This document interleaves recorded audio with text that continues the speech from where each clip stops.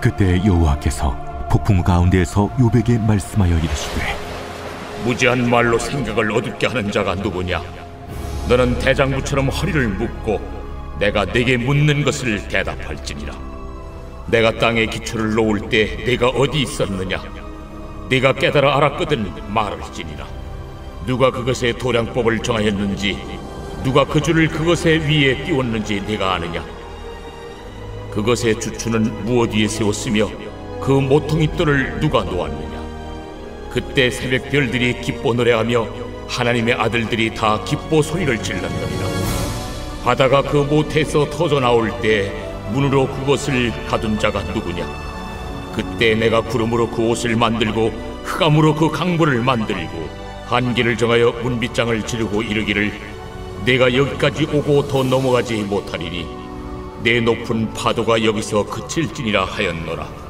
안녕하십니까. 저는 찬사모 사랑방의 송강민 집사입니다. 먼저 찬사모 사랑방을 좀 소개할까 합니다. 저는 작년까지 그 현주빈 장로님, 그 다음에 손춘희 권사님이 섬겨주시던 하사모 사랑방에 있었거든요. 근데 제가 이게 스스로 나온 건지 누가 등을 떠밀렀는지 모르지만 하여튼 독립하게 되어서 나왔습니다. 사랑방의 이름은 찬사모 사랑방의 그 두 분의 감사함을 좀 담아서 찬양을 사랑하는 모임 이렇게 이름을 지었고요. 그런데 아직 좀 준비가 많이 부족한 관계로 아직 지금 걸음마는 단계입니다. 많은 기도, 격려 부탁드리겠습니다. 본문의 말씀 38장은 욥기서의 하이라이트 같은 그 장면입니다. 욥이 고난을 보고서 엘리후하고 많은 친구들이 공의로운 하나님이 어떻게 원인 없이 너에게 고난을 주겠느냐 이렇게 해서 비난을 할 때, 근데 시작할 때 그때 이렇게 나오거든요. 그때 하나님의 말씀이 폭풍우 가운데 들리기 시작합니다. 누가 무지한 말로 너의 생각을 어둡게 하느냐? 내가 땅에 기초를 놓을 때 내가 어디 있었느냐? 바다의 모태에서 터져 나올 때 그것을 가둔 자가 누구냐? 땅의 기초는 무엇 위에 세웠으며 그 모퉁이 돌은 누가 놓았느냐? 사망의 그늘진 문을 내가 보았느냐? 이것 외에도 많은 질문이 있고요. 그 다음에 창조의 신비한 과정들을 하나님께서 욥에게 말씀을 하십니다. 저는 청년 때 그 신앙에 대한 회의감이 들기 시작할 때가 있었습니다. 기독교는 왜 이렇게 세상에서 무기력한가? 복음은 정말 능력이 있는 건가? 세상에 불의한 사람들이 되게 많은데 하나님은 왜 그냥 놔두고 보시기만 하시는가? 저희 가족은 되게 열심히 신앙생활도 하고 또 이타적으로 남에게 베푸는 삶을 살고 있는 것 같은데 우리의 형편은 왜 이 모양인가? 그때 제가 다니던 교회 청년부 전도사님께서 저의 생각을 들으시고 본문의 말씀을 얘기를 통해서 제가 당시에 제 신앙은 모태신앙으로 뜨겁지도 않고 차갑지도 않고 그런 신앙이었는데 이 말씀을 통해서 하나님에 대해서 얘기를 제가 들었을 때 하나님에 대한 새로운 시각, 경외감 같은 게 들었어요. 그런데 저는 오늘 이 본문 새벽 시간에 본문 말씀의 깊은 의미를 나누기보다는 질문을 통해서 우리와 소통하시는 하나님의 모습을 나누고 싶습니다. 하나님은 창조주시기 때문에 피조물인 우리에게 굳이 설명이 필요 없을 수도 있어요. 그냥 선지자나 또 어떤 메신저를 틀어서 하나님의 계획을 얘기하시면 되고 하나님의 진리를 말씀하시면 되거든요. 근데 이 본문의 말씀은 창조의 창조주께서 말씀을 하시는데 그게 어떻게 보면 굉장히 따뜻한 온기에 담아서 우리에게 얘기하시는 것 같습니다. 그게 어떻게 보면 자녀에게, 친구에게 이렇게 얘기하시는 모습인데 그것에 저는 깊은 감동을 받습니다. 그리고 또 아울러서 또 질문을 통해서 무지한 인간의 실체를 깨닫게 하시는 방식이 굉장히 효과적이라는 생각도 굉장히 흥미롭습니다. 만약에 우리가 욥이라고 생각을 해봅시다. 그러면 욥이 고난당하는 이유를 설명을 하려고 하면 사단은 어떤 존재인지 그리고 하나님과 사단이 어떤 얘기를 나누었는지 욥이 고난을 받았을 때 하나님은 어떤 생각이 어떤 마음이셨는지 하나님은 욥이 어떤 사람인지 욥에 대해서 어떻게 생각하는지를 구구절절하게 설명해야 하지만 하나님은 그냥 하나님의 이야기를 하시게 하면서 욥을 깨닫게 하십니다. 욥기서 42장 5절을 보면 나 욥이 죽게 되어 귀로 듣기만 하였사오나 이제는 눈으로 주를 배움나이다. 그러므로 내가 스스로 거두어드리고 티끌과 재 가운데서 회개하나이다. 이렇게 쓰여 있거든요. 근데 여기서 내가 스스로 거두어드리고 예, 목적어가 빠졌어요. 근데 제가 맥락상으로 보면 나의 무지함을 넣어야 이해가 되는 것 같습니다. 그래서 제가 그 나의 무지함을 넣어서 다시 말씀을 드리면 나 욥이 죽게 대하여 귀로 듣기만 하였사오나 이제는 눈으로 주를 배움나이다.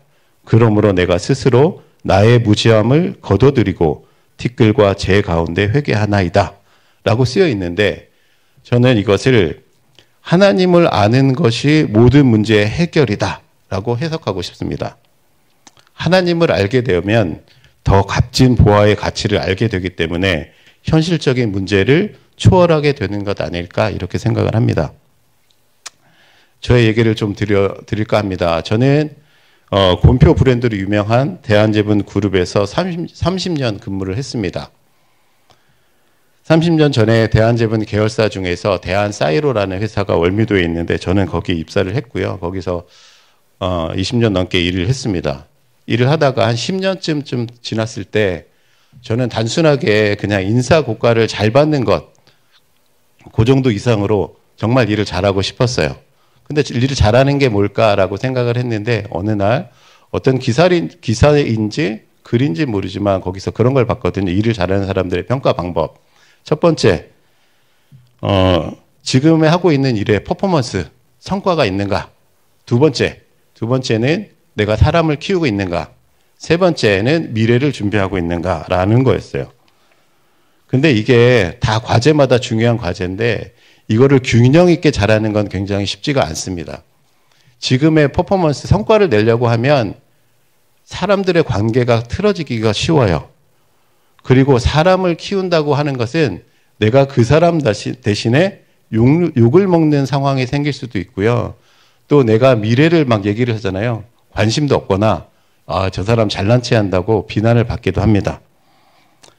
그렇지만 저는 나름 일관성 있게 세계의 기준으로 나를 평가해 가면서 직장 생활을 해왔고요. 그런 부분을 인정받아서 대한사이로 재무팀장 이후에도 제가 이제 그룹의 핵심 직무를 수행하는 자리로 옮겨가면서 지금도 열심히 일하고 있습니다. 제가 5년 전에 대한제분 본사로 발령받아서 하루에 이제 3시간 반 서울로 출퇴근했습니다. 차에서 많은 시간을 보내게 되더라고요. 그래서 처음에 1, 2년에는 졸리고 막 운전하는 게 익숙하니까 제가 그 시간에 유튜브에서 많은 걸 봤어요.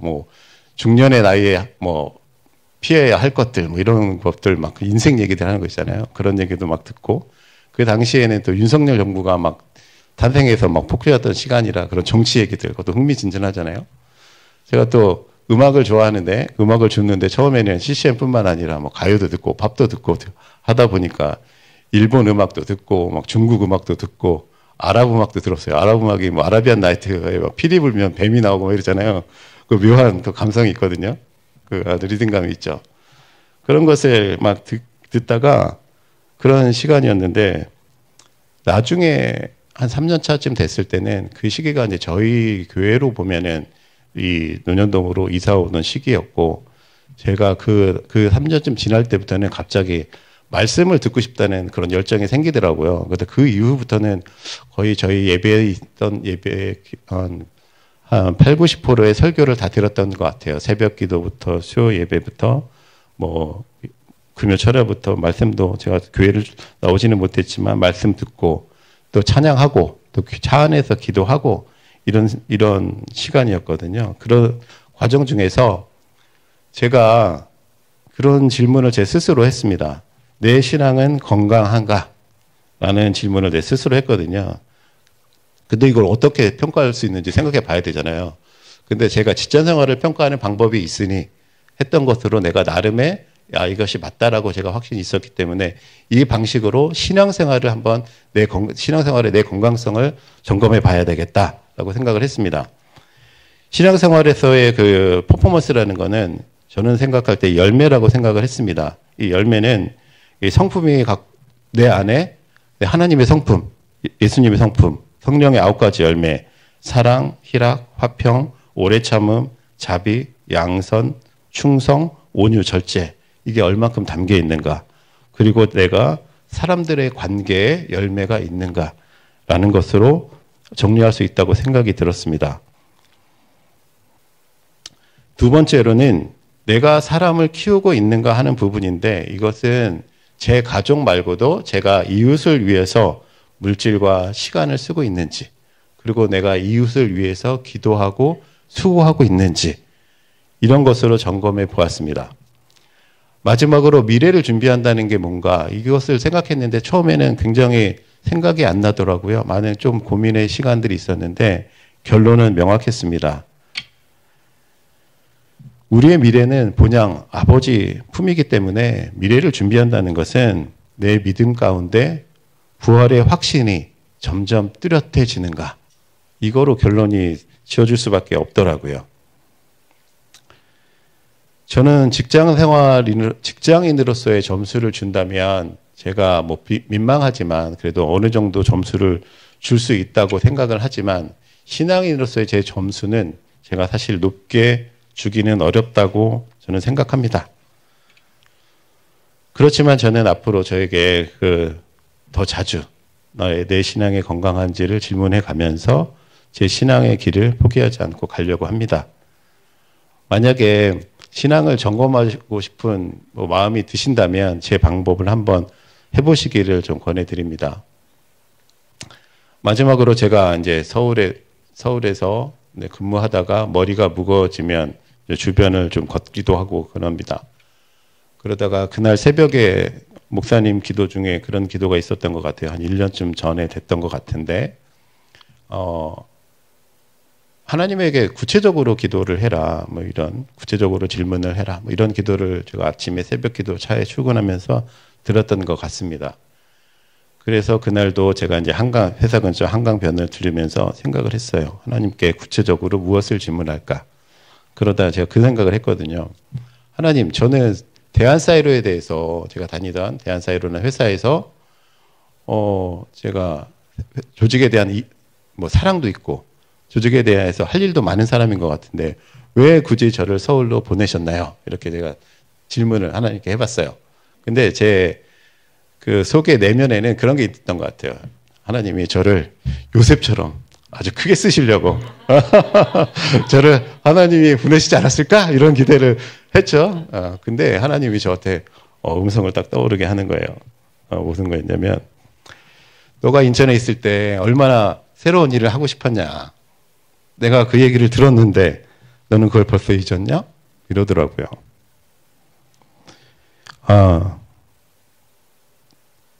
여러분께서도 하나님에게 때로 질문하시고 때로는 스스로에게 질문하면서 하나님과 동행하시는 인생의 길을 찾으시길 바라겠습니다. 네, 기도하겠습니다. 우리의 삶을 인도하시는 하나님, 부족한 제가 저의 신앙 경험을 나누었습니다. 나의 상식으로 하나님을 평가하고 내 인생길을 하나님의 계획으로 거창하게 포장하려고 했던 저의 무지와 교만함을 용서하여 주시옵소서.